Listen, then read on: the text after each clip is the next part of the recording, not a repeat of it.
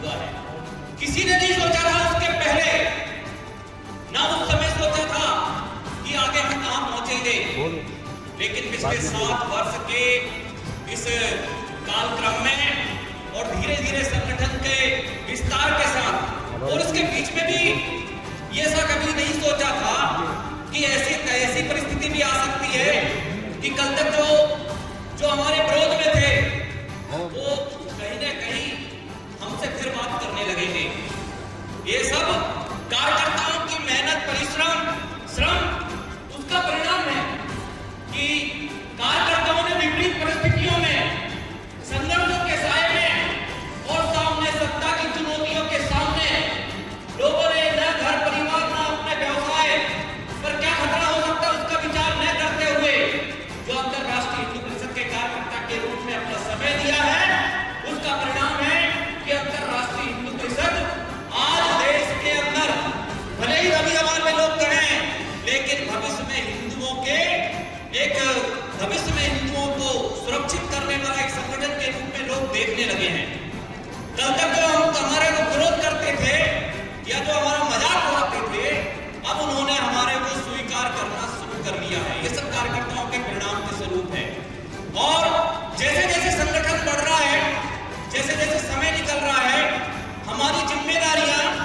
और बढ़ती जा रही है। अर्थात हमें अपने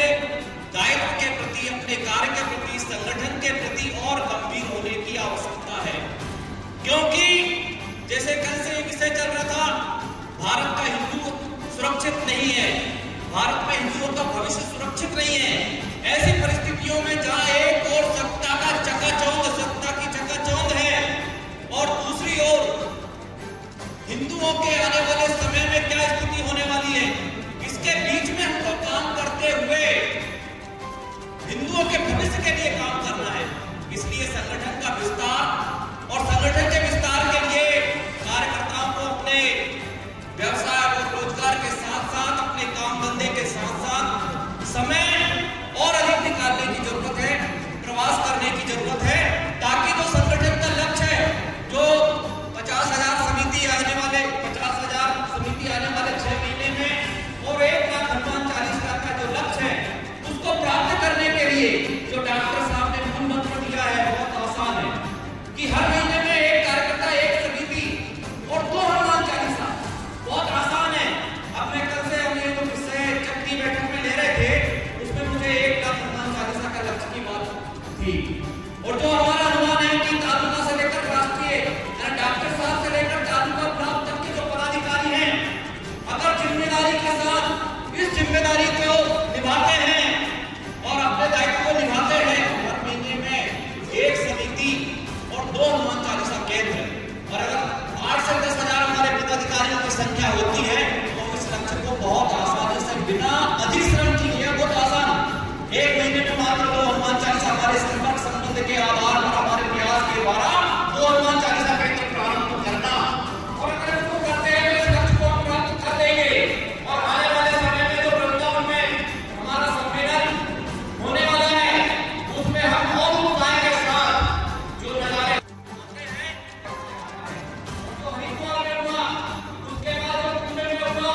किसी ने कल्पना नहीं की थी। इस समय डॉक्टर साहब ने विचार रखा था। अब डॉक्टर साहब ने विचार रखा है तो उसमें आगे पीछे सोचना नहीं है, लेकिन मन ही मन एक विचार आ रहा था मुझे भी कि ये 1,00,000 कंबल हम लोगों को देंगे, ये क्या है? ऐसा मन में थोड़ा सा ऐसा आया था, क्या विचार है? लेकिन जब कुंभ के अंदर वो कंबल वाला जो विषय आया और जहाँ अच्छे लोग और अच्छे संत महात्मा फोन करके, मेरे से भी कुछ लोगों ने फोन किया कि कंबल चाहिए, और जब वो कंबल लेने आते थे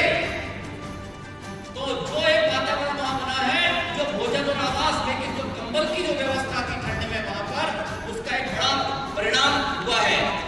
और इसका मतलब यह है कि डॉक्टर साहब जो सोचते हैं दूरदृष्टा है। वास्तव में दूरदृष्टा वही होता है जो बहुत आगे की सोचता है, और जो सोचता है उसका परिणाम निकलता है। तो डॉक्टर साहब ने जब 1 साल पहले कुंभ की बात की थी, तब कल्पना नहीं थी, तब ठीक है, अच्छा है, लेकिन उसमें जो कंबल वाली बात आई थी, तो डॉक्टर साहब ने तो सोचा और आज जो उन्होंने फिर सोचा, वृंदावन की अभी तक तो यहाँ शायद किसी कार्यकर्ता के मन में ऐसा भी विचार नहीं आया था कि ऐसे सम्मेलन की बात हो सकती है। कल डॉक्टर साहब ने फिर रखा कि वृंदावन में अगला कार्यक्रम, और उस कार्यक्रम में जितने भी पदाधिकारी हैं तब तक 11-11 हनुमान चालीसा केंद्र प्रारंभ करके उसमें सम्मिलित हो, और जो 2 का लक्ष्य दिया उसके आधार पर हम सब कार्यकर्ताओं के कम से कम 11 हनुमान चालीसा केंद्र हमारे द्वारा संचालित हो सकते हैं, करना है, और उसके बाद हमें उत्साह के साथ उस सम्मेलन में सम्मिलित होना है। और जो डॉक्टर साहब ने हिंदू सुरक्षा अभियान की बात की है, और